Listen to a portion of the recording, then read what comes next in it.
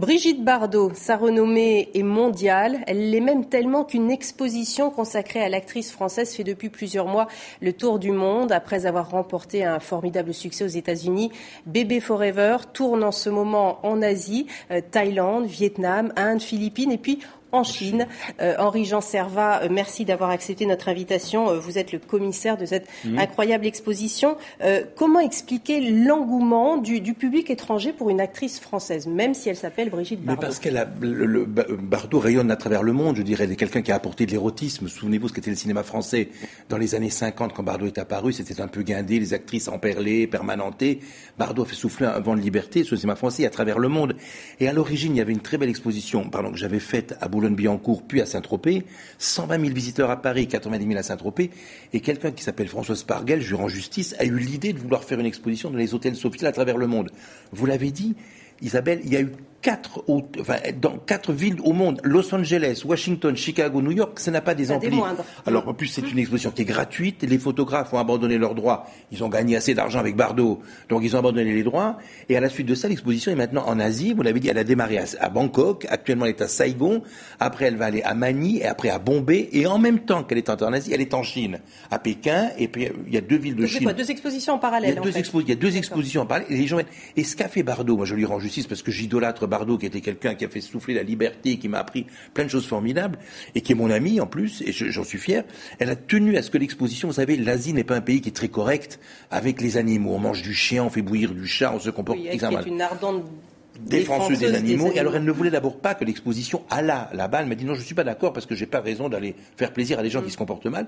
Elle a voulu que l'exposition, à la différence de celle qui est aux États-Unis, c'est même il y a une 50aine de photos, moins ou plus selon la place qu'il y a à mettre, elle a voulu que l'exposition fût accompagnée de commentaires donc que j'ai fait sur la situation des animaux, mais pour pas être quelque chose de déprimant et de sinistre, elle a voulu souligner tous les aspects positifs, les sanctuaires qu'il y a pour les tigres, les cliniques pour les éléphants qui se sont arrachés les pattes. Donc on visite l'exposition Bardot. Donc il y a un petit message politique quand même qui se greffe à l'aspect culturel. Pour que les animaux soient respectés et pour rappeler que, même en France, on peut le rappeler aussi, que les animaux sont des êtres vivants et qui méritent, je veux dire, la compassion, l'intérêt et qu'on ne doit pas... Donc la Brigitte Bardot militante est également présente en Asie et tout au long de cette exposition. Quelle est la facette de l'actrice qui est le plus appréciée selon vous par justement ce public étranger? C'est-à-dire que ce que Brigitte a voulu, elle m'a demandé de montrer des photos différentes, c'est-à-dire jeunes, un peu moins jeunes, avec des partenaires, des scènes de films.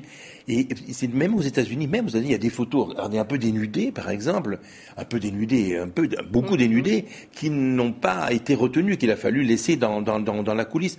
Mais les gens sont fascinés parce que pour le kaléidoscope, je veux dire, de voir quelqu'un a pu être aussi exposée, aussi explosive en même temps, en étant, je veux dire, Brigitte le reconnaît en premier, qu'elle n'est pas une actrice alors moi je trouve qu'elle est formidable. C'est ce qu'elle représente. Ouais, mais c'est ce qu'elle représente, je veux dire.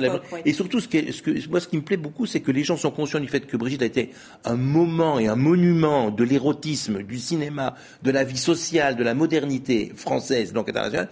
Et après, elle a complètement changé ça, et maintenant elle ne s'occupe que. Les gens sont admiratifs. Moi, écoutez, à Los Angeles, la même exposition qui est actuellement en Asie, Leonardo DiCaprio, Kim Basinger, Kirk Douglas, je leur ai fait visiter l'exposition, ils sont venus, je veux dire, là-bas, parce que j'y étais, ils ont admiré l'engagement de Bardot, de trouver quelqu'un qui pourrait être tranquille, qui pourrait compter ses robes ou ses paires de chaussures dans son appartement, et qui se bataille comme une chiffonnière, je veux dire, avec parfois des excès, mais qui se bataille pour que les animaux soient respectés. Ils sont admiratifs. Caprio est fou d'admiration pour Bardot, Kirk Douglas, je veux dire. Et là, tous ces aspects-là de la personnalité de Brigitte Bardot est connue en Asie, quand là vous dites qu'elle est à Saigon. Il y a beaucoup de gens, vous savez ce qu'il dit, que les gens plus jeunes dans les pays, par exemple, aux États-Unis, moi je ne suis pas encore allé en Asie, je vais aller la voir l'exposition, mais les gens étaient très sensibles au côté fait des animaux, parce que les gens qui sont plus jeunes, les films de Bardot, elle a arrêté sa carrière en 73, donc il y a plus, je veux dire, il passe plus, ou alors il passe sur certaines chaînes de télévision ou bien en DVD, mais les gens sont sensibles. Il y a des gens qui mangent de moins en moins de viande, moi c'est mon cas, on bataille contre la corrida. Cette exposition n'est tout de même pas faite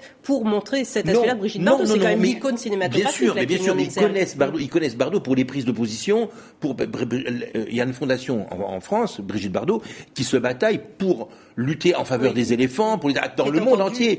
Donc les gens, je veux dire, les petits Américains qui connaissent pas forcément les films de Bardot, ils savent que Bardot, c'est un nom qui est présent pour qu'on n'abatte pas les animaux de façon à la locachère, pour qu'on ne pratique pas la vivisection. Ils sont au moins au courant du combat. Aux États-Unis, où les gens ont des combats sociaux très engagés, ils sont au courant de ce genre de combat. Donc c'est ça qui est formidable et qui est épatant. Et puis c'est fait parce que elle est somptueuse, elle est belle sur les photos. Regardez, c'est à tomber par terre de beauté de voir quelqu'un d'aussi sublime et belle. Merci pour votre enthousiasme en tout cas. Non, mais je l'adore. Elle regarde l'émission, on l'embrasse. Je suis très content, Brigitte, c'est bravo. Voilà, une exposition à voir donc en Asie actuellement, à Saigon et puis dans diverses villes chinoises. Merci beaucoup. À Macao, on va aller à Macao après. Merci beaucoup Henri-Jean Servat d'avoir été notre invité. Merci de m'avoir invité, merci beaucoup. Un mot de